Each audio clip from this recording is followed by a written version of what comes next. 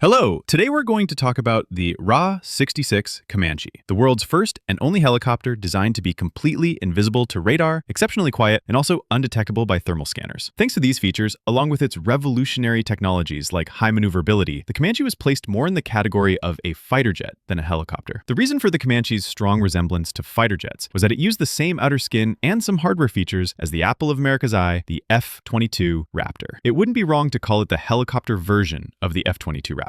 Let's look at the story of this helicopter together. In the 1970s, the Americans were determined to build aircraft that were invisible to the enemy. First, they started building very successful radar-evading aircraft, like the F-117. Seeing the operational success of these planes, the Department of Defense wanted an armed reconnaissance helicopter for ground missions that was invisible to radar and could not be easily detected by enemy units. In line with this need, the LHX Project was launched in 1982. At the same time, the U.S. Army was also making some efforts for the RAH-64 Apache helicopter.